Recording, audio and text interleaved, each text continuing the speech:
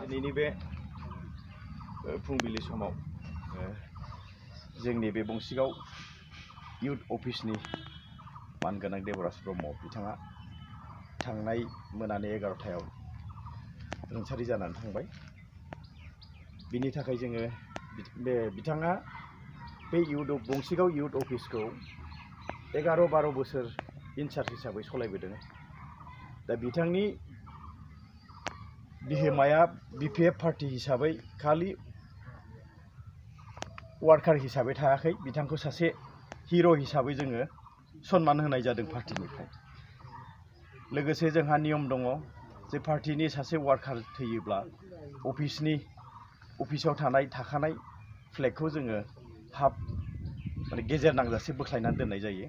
बिनि थाखायनो दिनैबो बिथां देबराज ब्रह्मनि थैनाय जोबथा बिदायनि समखौ लोब्बा लानानै जोङो दिनैनि बे फ्लेगखौ बोख्लायनो थाखाय आङो बंसिगाव प्राइमारिनि जेनेरेल सेक्रेटारि जगदीश ब्रह्मखौ नार्जारिखौ खावलायनाय जाबाय बे फ्लेगखौ बोख्लायनो थाखाय।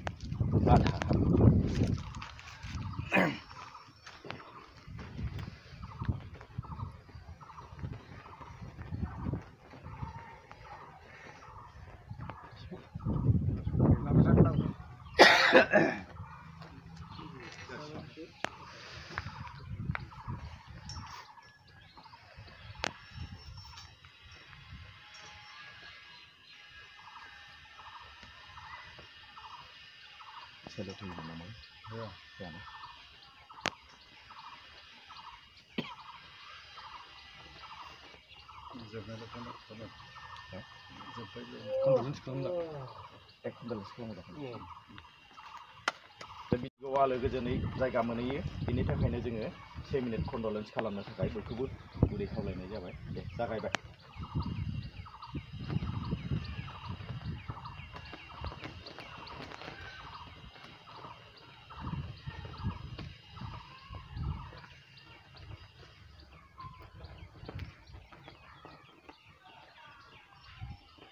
But